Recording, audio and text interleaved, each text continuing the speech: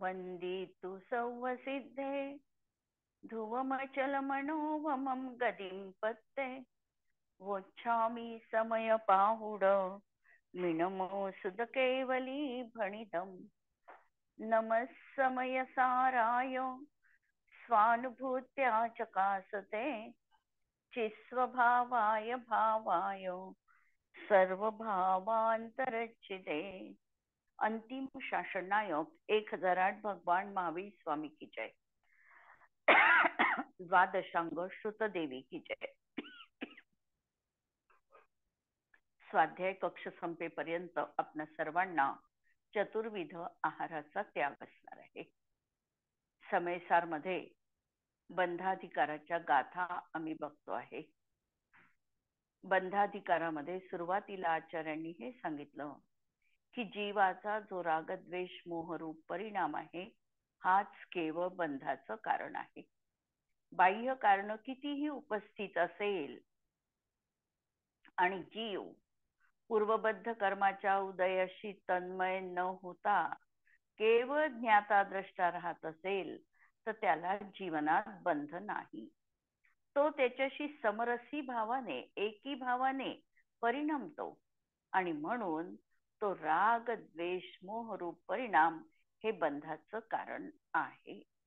हे बघितल्यानंतर प्रश्न आमच्या समोर परत आचार्यांनी उपस्थित केलेला होता की एखादा जीव मी हिंसा करतो किंवा मला दुसऱ्याकडून मारल्या जाऊ शकतं असा जर भाव असेल त्याच्या अंतःकरणात, मी दुसऱ्याची हिंसा करतो किंवा दुसरे जीव माझी हिंसा करतील मला मारतील, हा भाव अज्ञान भाव आहे।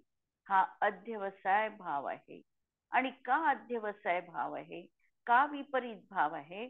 कारण निश्चय नयाच्या प्रधानतेने जर आम्ही बघितलं तर आयुक्षय म्हणजे मरण आहे। व्यवहार नयाच्या दृष्टीमधून व्रतांची महती सांगितल्या गेली आहे। भाव हिंसेचं स्वरूप स्पष्ट केलेलं आहे। दुसऱ्या जीवाला मारण्याचा परिणाम भाव हिंसा आहे। दुसऱ्या जीवाला प्रत्यक्षात मारणं ही द्रव्य हिंसा प्लस भाव हिंसा आहे आणि त्याचं फळ हे पाप कर्म रूप बंधन आहे, निश्चितपणे आहे। पण निश्चय नयाचा पक्ष अंतरंगामध्ये जो धारण करेल त्याच्या जीवनामध्ये आणि जो ज्ञानी असेल तर त्याच्या जीवनामध्ये श्रद्धा कशी असते? श्रद्धा ही आहे की मी दुसऱ्या जीवांची हिंसा करू शकत नाही किंवा दुसरे जीव माझी हिंसा करू शकत नाही। हा अध्यवसाय रूप खोटा विपरीत परिणाम आहे। कारण आयु क्षय म्हणजे मरण आहे आणि आयु उदय म्हणजे जन्मक्षण आहे। आणि काल आपण मध्ये ठेवलेलं होतं की दुसऱ्याच्या निमित्ताने त्याचे मरण होऊ शकत नव्हते। ज्याचं आयु कर्म संपलं नसते, ज्याचं आयु कर्म संपलं नसतं तर दुसऱ्याच्या निमित्ताने त्याचे मरण होऊ शकले नसते। एखाद्याला आम्ही म्हणतो की एखाद्या जीवाला कितीही कुणीही कसंही मारण्याचा प्रयत्न केला, अनेक प्लॅन रचले आणि तरी देखील त्या व्यक्तीचं मरण होत नाही। ती प्रत्येक वेळी सही सलामत बाहेर पडते, त्या संकटातून ती वाचते। का वाचते? कारण तिचं आयु संपलेलं नाही। हे ओरिजिनल मूळ अंतरंग निमित्त कारण आहे। आणि बाह्य निमित्त कारण अनेक तऱ्हेची असू शकतात। बाह्य निमित्त कारण कार्याचं निर्णायक नाही, अंतरंग निमित्त कारण हे कार्याचं नियामक आहे। अंतरंग कारण असेल तिथे तशा प्रकारचा कार्य संपन्न झालेलं दिसतेच दिसते। आयुक्षय झाला तर एक समय देखील वेळ लागत नाही। तो कितीही चांगल्या ठिकाणी असेल, हॉस्पिटलमध्ये असेल, औषध देत असतील डॉक्टर, सगळं असेल, तरीही त्याचा आयुक्षय झाला तर एक समय देखील त्याला जास्तीचा मिळत नाही। ओरिजिनल कारण नियामक कारण हे आहे। म्हणून ह्याच दृष्टीने व्यवहाराचा निषेध आहे। म्हणून व्यवहार ज्याच्या निमित्ताने कार्य घडला मी असं म्हणतो त्या व्यवहाराचा निषेध केलेला आहे, पण याचा अर्थ सर्वथा निषेध नाही. निमित्त नैमित्तिक संबंध तिथे आहे. सर्वथा निषेध होऊ शकत नाही. एकांताने आम्ही असं म्हणणार नाही. आयुक्षयासोबत ते बाह्य कारण देखील असणार आहे. जो निश्चयाला वस्तुस्थितीला अजिबात जाणत नाही आणि आपले जीवन पराधीनच मानून बसतो, त्याचे अज्ञान दूर करण्यासाठी हे कथन आहे. जो नेहमी निमित्तावरच खापर फोडतो आणि यांनीच असं केलं त्यांनीच तसं केलं, सदैव दृष्टी कुठे तर पराधीन दृष्टी. याच्यामुळे माझं नुकसान झालं, याच्यामुळे मला अशा प्रकारची बाधा उत्पन्न झाली, यांनी मला असं म्हटलं म्हणून माझा अपमान झाला. या सगळ्या गोष्टींमध्ये त्याची जी दृष्टी आहे ती बहिर्दृष्टी आहे आणि त्याचं अज्ञान दूर करण्यासाठी आचार्यांनी ही स्वाधीनतेची निश्चयनयाच्या प्रधानतेची गोष्ट सांगितलेली आहे. समोरचा श्रोता कोणत्या मनस्थितीचा आहे त्याचा विचार करून देखील आचार्य कधी कधी कथन करतात. समोरच्या व्यक्तीच्या मनात जर केवळ व्यवहारच आहे आणि त्याला निश्चय अजिबातच माहिती नाही आणि तो सर्वस्वी त्याच गोष्टीला, बाह्य गोष्टीला आपल्या कार्याचा जबाबदार ठरत असतील, तर आचार्य त्याला सांगतात आहे की तुझ्या कार्यासाठी तू तुझा जबाबदार आहे, तुझं कर्म जबाबदार आहे आणि कर्मावरही जर ते खापर फोडत असेल, शेवटी काय करणार, माझ्या कर्माचंच असं आहे आणि सातत्याने एकच एक रटण लावत असतील की माझ्या कर्मामुळेच असं झालं, तर त्यालाही आचार्य सजग करणार आहे की तुझ्यात आहे म्हणून तुझ्यामुळे झालं, त्याच्यासाठी तू जबाबदार आहे. आणि आम्ही जेव्हा स्वतःला त्या चुकीसाठी जबाबदार समजू, त्यावेळेला आपोआपच आमची ती तीव्रता जी पराला म्हणण्यात आहे, कर्माला म्हणण्यात आहे, ती कमी होणार आहे. एखादं समजा, आम्हाला व्यवहारामधलं उदाहरण सांगते. एखादी आम्हाला आवडणारा कपबशीचा सेट आमच्या हातून फुटला आणि मोलकरीणच्या हातून फुटला. दोन मध्ये काय फरक पडतो सगळ्यांनी विचार करायचा आहे. मोलकर्णीच्या हातातून जर तो कपबशीचा सुंदर सेट फुटला असेल तर आम्ही 10दा तिला म्हणतो की हे तुझ्यामुळे झालं, हे तुझ्यामुळे झालं. आणि आमच्याच चुकीने ती गोष्ट घडली तर मनात वाटते आम्हाला कधी कधी हे माझ्याकडून असं घडलं, पण आम्ही मात्र ते उगाळत नाही, चार चौघात सांगत पण नाही की माझ्या हातून माझी अशी आज चूक घडलेली आहे. आम्ही ते मनात ठेवतो आणि विसरून पण जातो.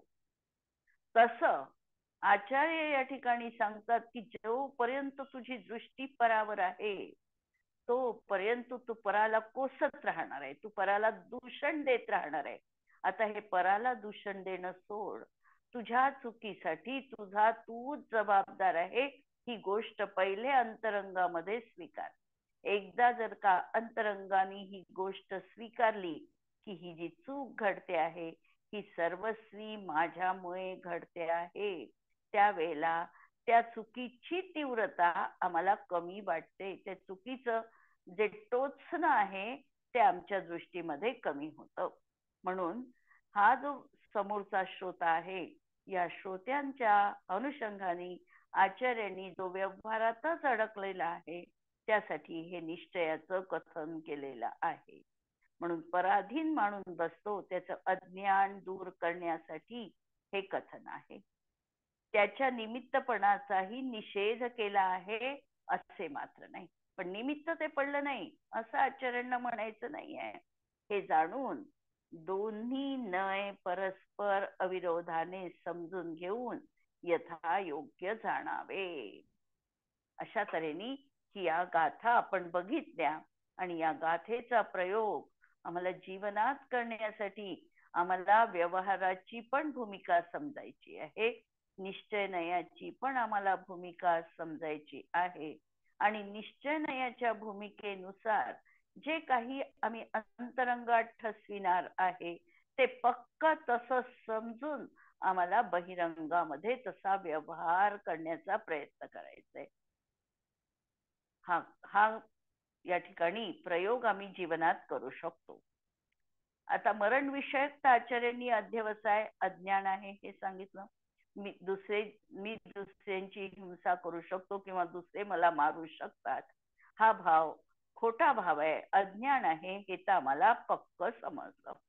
मग आता दुसरा प्रश्न मनामध्ये आला की समजा आम्हाला दुसऱ्याविषयी जगविण्याचा भाव आहे, की मी दुसऱ्या जीवांना जगवितो. जसं डॉक्टर एखादा मानत असेल की माझ्या औषधीमुळे समोरचा पेशंट वाचला, किंवा अशा तऱ्हेने एखाद्याने खूप सेवा शुश्रूषा केली तर तो म्हणेल की माझ्या शुश्रूषेमुळे ही समोरची व्यक्ती वाचली. म्हणून असं जर कोणी मानत असेल किंवा परजीवांकडून मी वाचविल्या गेलो असा जर भाव अंतरंगामध्ये असेल तर आचार्य सांगतात की हेही तुझं अध्यवसान आहे, हाही खोटा भाव आहे, हेही जीवनात अज्ञान आहे. कारण परत तेच कारण देणार आहे आचार्य की आयु उदयामध्ये अशा प्रकारचा जन्म असणार, मरण होणार नाही, किंवा आमचं जो सुचारू रूपाने जीवन सुरू आहे ते आयुच्या उदयामुळे सुरू आहे.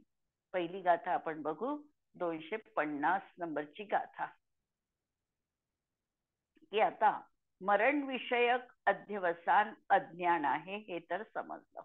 एक मान्यता तर आम्ही आमच्या मनाची क्लिअर केली, होत नव्हती क्लिअर, पण आता आम्ही थोडं थोडं आचार्यांचं कथन मनामध्ये रुजविण्याचा प्रयत्न केला. पण मरणाच्या प्रतिपक्षी जगण्याच्या जीवित विषयक अध्यवसनाची काय कथा, याचं उत्तर पुढील गाथेत देतात. गाथा आहे 250 नंबरची. जो मन्नदी जीवेमिय जीविज्यामी अपरेहिम सत्तेहिम सोमूढो अण्णानी नानी एतो दुविवरीदो. जो मन्नदी, जो असं मानतो की, काय मानतो, जीवे मी परजीवांना जगवितो आणि परेहिम सत्तेहिम जीविज्यामी, आणि परजीवांकडून मी जगविल्या जातो. आणि हे आम्ही पाहतो, नेहमी पाहतो की मी अखंड सेवा केली म्हणून समोरची व्यक्ती वाचली, मी असं केलं म्हणून अशा प्रकारचं त्याचं जीवन संभाळलं. हे सगळं आम्ही व्यवहारामध्ये करतो आणि आचार्य म्हणतात या तुझ्या सगळ्या विपरीत मान्यता आहे. तो मोही आहे, अज्ञानी आहे. ज्ञानी मात्र ते तू विवरीदो, ज्ञानी मात्र याच्या विरुद्ध आहे. तो असं मानत नाही तर तो समोरच्या जीवाला जगविण्यासाठी मदत करेल की नाही करणार, हाही प्रश्न आहे. जसं आम्ही व्यवहार न्यायाच्या भूमिकेत मरणाविषयीचा पाहला की प्रमत्त योगात प्राणव्यपरोपणम हिंसा, आचार्य उमास्वामींनी सूत्र दिलं आगम ग्रंथांमध्ये, आणि त्याला आम्ही खोटं मानणार आहे का? आचार्य सांगतात व्यवहार आहे, व्यवहार व्यवहाराच्या दृष्टीतून समजलाही पाहिजे.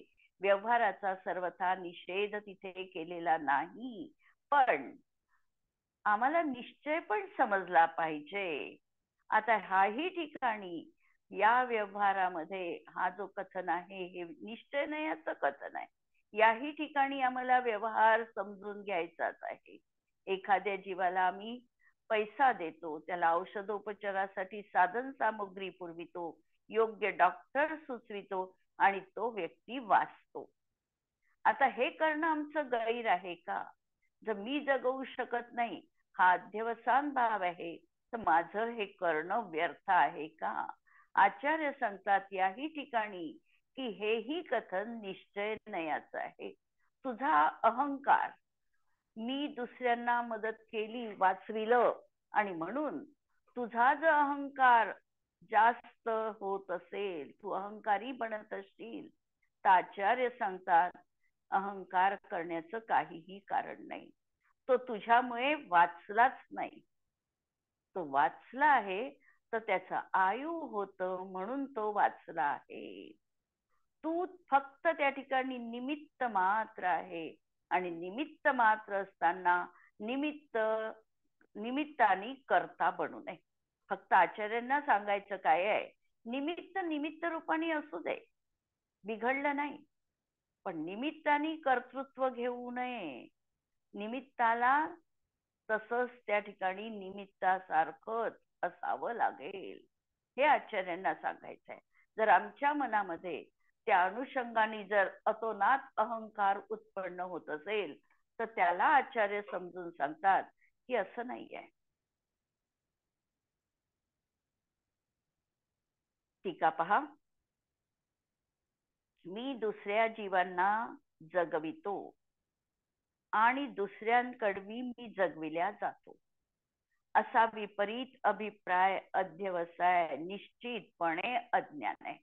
एकमेकांना कर्तव्य बुद्धीने मदत करणं आणि कर्तृत्व बुद्धीने त्या गोष्टी करणं, याच्यामध्ये अंतर आहे. कर्तव्य बुद्धी आमची सदैव जागृत पाहिजे. आम्हाला जीवनामध्ये काय करायचं आहे, कोणती गोष्ट आमच्या सद्विवेक बुद्धीला पटून आम्ही तशी केली पाहिजे. कर्तृत्व बुद्धी आणि कर्तव्य बुद्धी आमची असलीच पाहिजे, पण कर्तृत्वाची जागा तिथे घेता कामा नये. कर्तव्य आहे, म्हणून कर्तृत्वपणा आम्हाला फक्त सोडायला आचार्यांनी सांगितलेला आहे. पण याचा अर्थ असा नाही की आम्ही कोणाकडेही दुर्लक्ष करायचं. आमच्या घरामध्ये अनेक बुजुर्ग व्यक्ती असतात, रोगी असतात, आजारी असतात. प्रत्येकाची यथायोग्य कर्तृत्व बुद्धीने सेवा करणं हे घरातल्यांचं सहकार्य असणं हे त्यांचं कर्तव्य आहे. परंतु माझ्याचमुळे हे सगळं झालं हा अभिमान मात्र त्या ठिकाणी असता कामा नये. मी पण ज्याचे पक्व फळा परी गळून गेले.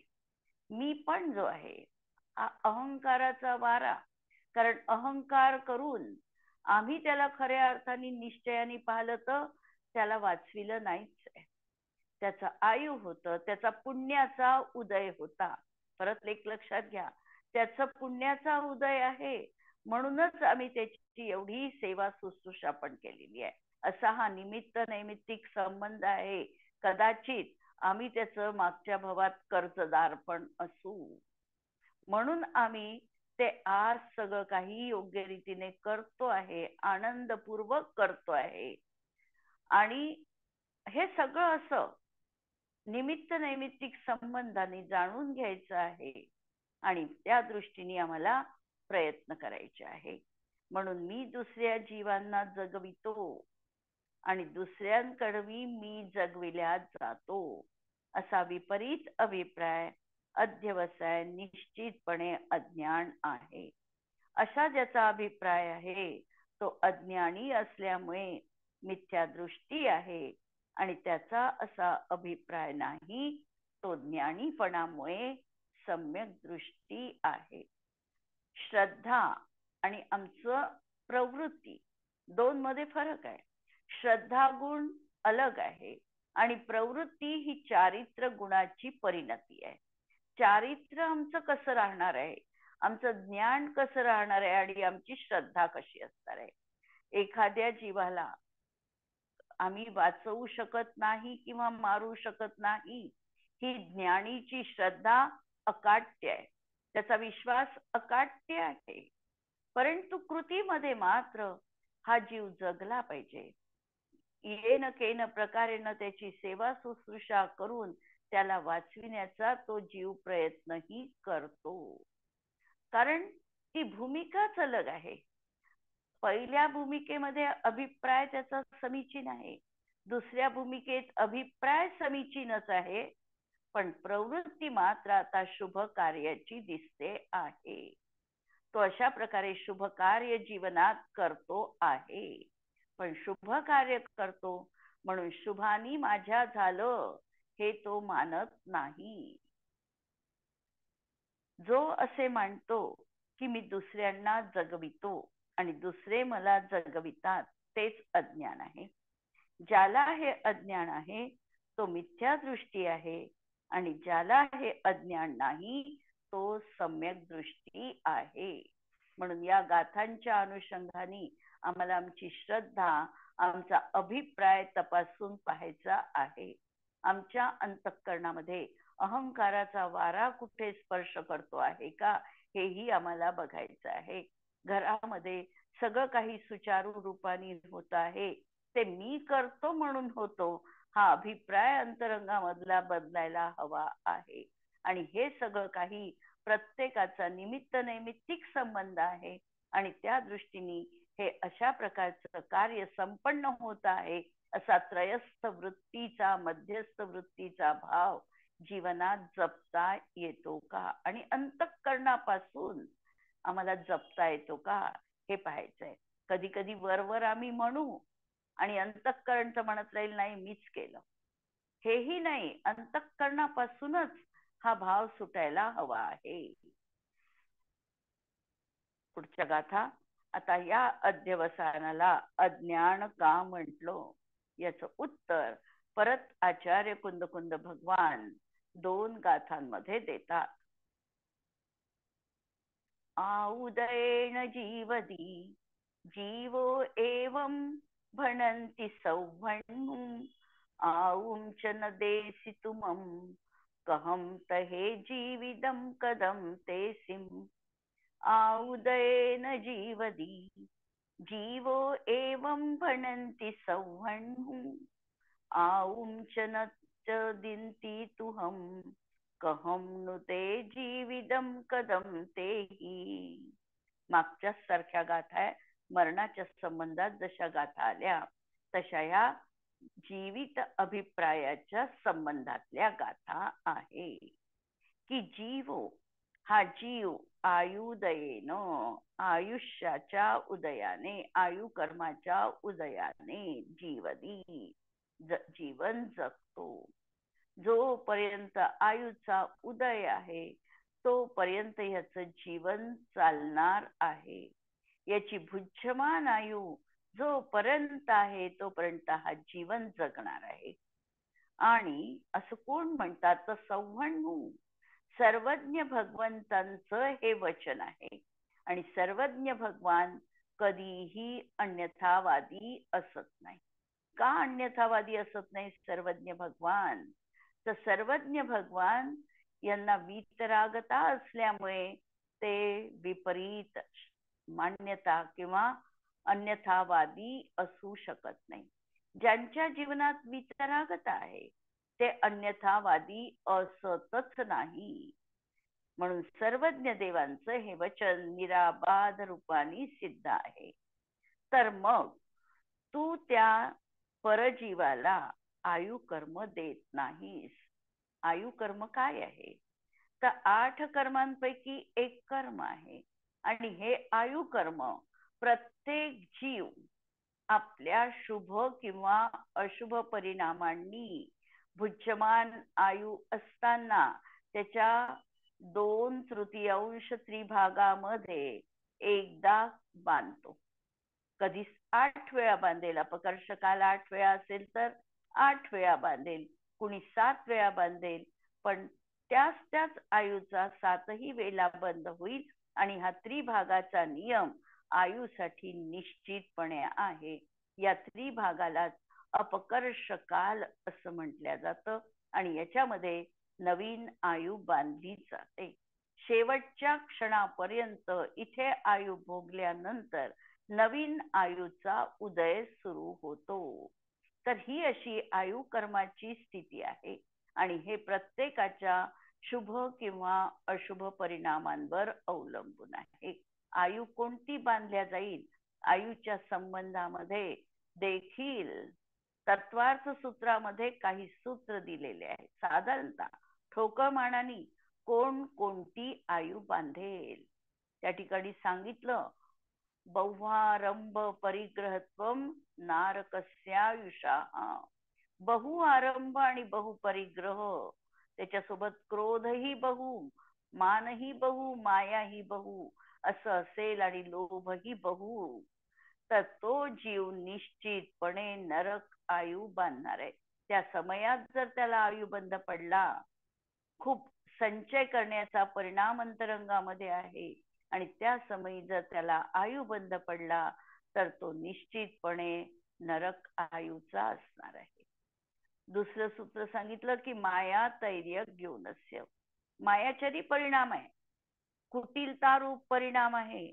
तर त्या समयात जर त्याला आयु बंद पडेल तर तो तिर्यंच्या आयुचा पडेल. मानाची बहुलता असताना जर आयु बंद पडेल तर मनुष्य आयुचा पडेल किंवा अल्प आरंभ परिग्रहत्व मानुषस्य. अल्प आरंभ संतुष्टता आहे, समाधान आहे, जे प्राप्त आहे ते पर्याप्त आहे, अशी जर मनोवृत्ती असेल तर त्याला मनुष्य आयुचा बंद पडतो. आणि देवाचा सांगताना परत सांगितलं, बालतपंसी दैवस्य. बालतप, सम्यक दर्शन आदी हे देव आयुच्या बंधाची कारण आहे. ही बंधाची कारण सर्वज्ञ भगवंतांनी त्या ठिकाणी सांगितलेली आहे. आणि हे आयु कर्म अशा रीतीने या भावांनी प्रत्येक जीव बांधत असतो आणि त्यामुळे तो त्या प्रकारचं तसं तो आयु कर्म भोगतो. समोरचा जीव जो आहे हा वास्तविकता हा जर तो ज्ञानी असेल तर तो आपल्या निर्विकल्प भावनेमध्ये रत असतो.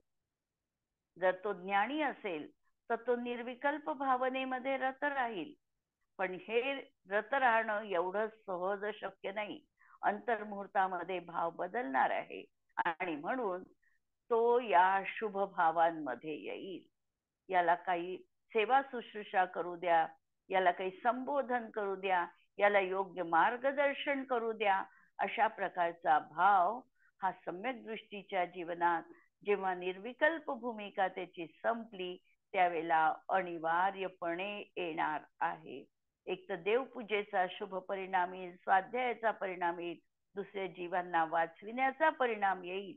वाचविण्याचा परिणाम त्याच्या जीवनात निश्चितपणे येईल.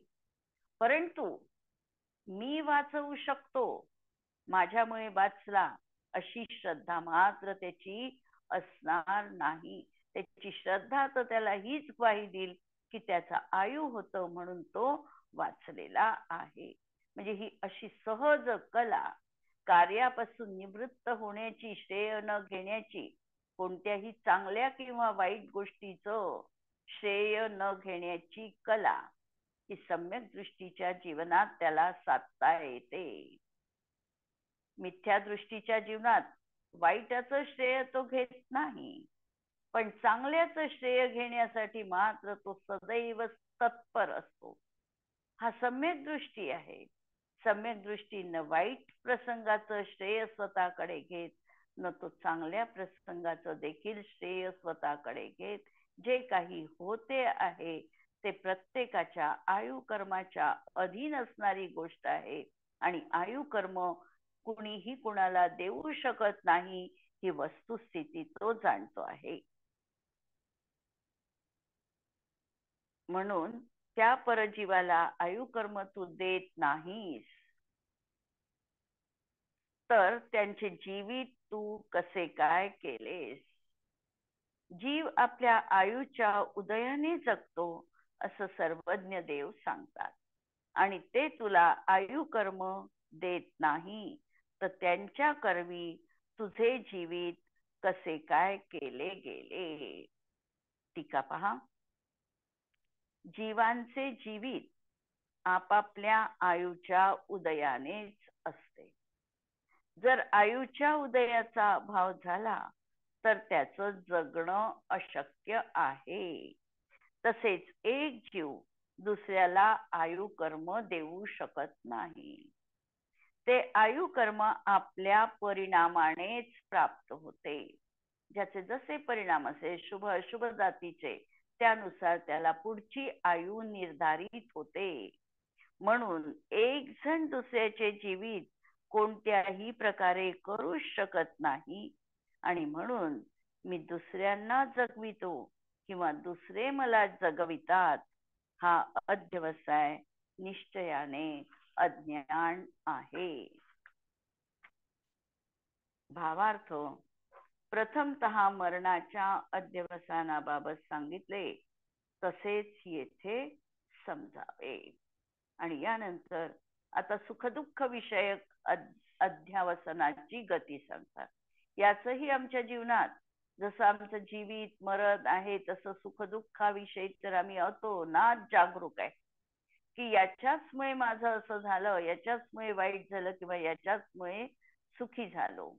या दोन मान्यता आता आमच्या जीवनात सदैव आम्हाला ग्रसित करत आहे. मैना सुंदरीची कथा आम्हाला माहिती आहे. बहुपाल मैना सुंदरीचे वडील आणि त्यांनी प्रश्न विचारला. सुरसुंदरी आणि मैना सुंदरी दोन मुली, आणि सुरसुंदरीला प्रश्न विचारला, तू हे जे सगळं सुख दुःख भोगते आहे, सुख भोगते आहे, एवढं ऐश्वर भोगते आहे, हे कशाच्या बळावर भोगते आहे? तिने सांगितलं की बाबा, तुमच्यामुळे मला हे सगळं ऐश्वर, मी राजकन्या, हे सगळं काही वैभव मला प्राप्त झालेलं आहे.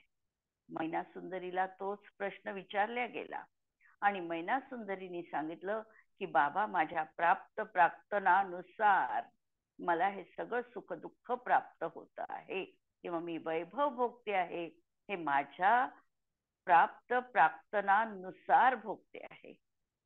जेव्हा बहुपाल राजांनी बघितलं की ही आम्हाला मोठेपणा देत नाही, याचं क्रेडिट मला देत नाही, पुण्याचं म्हणजे तिचा जो ऐश्वर्याचा भोग आहे त्याचं क्रेडिट राजाला तिने दिलं नाही. आणि हे बघितल्यानंतर तिला परत परत तोच प्रश्न विचारला, आणि मैना सुंदरीचा ठाम विश्वास आणि पक्क तिच्या अंतःकरणामध्ये हे होतं की नाही, हे सगळं माझ्यामुळे आहे. आणि त्याचा परिणाम आम्हाला माहिती आहे की मैना सुंदरीचं लग्न हे बहुपाल राजांनी श्रीपाल राजाशी, राजाच होता तो, परंतु त्याला कुष्ठरोग झाला होता, आणि त्या श्रीपाल राजाशी, कुष्ठ अशा श्रीपाल राजाशी त्यांनी मैना सुंदरीचं लग्न लावून दिलेलं आहे. कथा आम्हाला माहिती आहे. सिद्धचक्र विधानात ती कथा आम्ही पारायण करतो, वाचतो, आणि मैना सुंदरीची महती पण आम्ही गातो. पण आमच्या जीवनामध्ये ती कथा उतरविण्याचा जेव्हा प्रसंग येतो, किंवा आमच्यावर तसं काही आलं, आपत्ती आली, तर त्याला मात्र आम्ही दुसऱ्याला जबाबदार ठरवितो.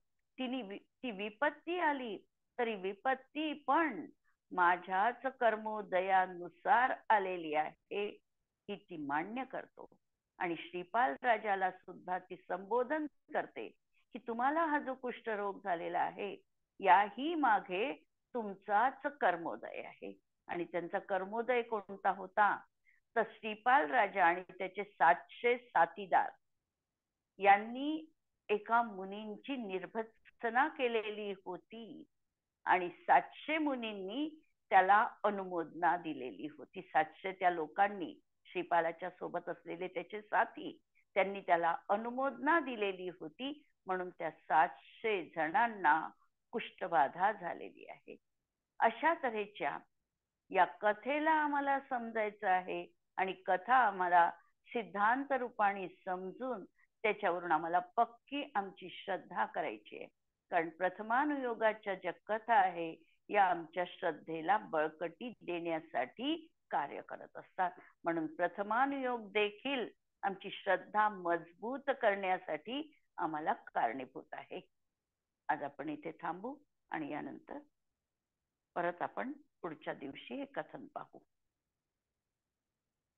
जिनवाणी के ज्ञान ते सूझे लोकालोक, सो जिनवाणी मस्तक नमो सदा देत हो घो. नमो अरिहंताणम, नमो सिद्धाणम, नमो आयर्याणम, नमो वज्रायाणम, नमो लोये सवसाहुणम. सर्वांना जय जिनेंद्र.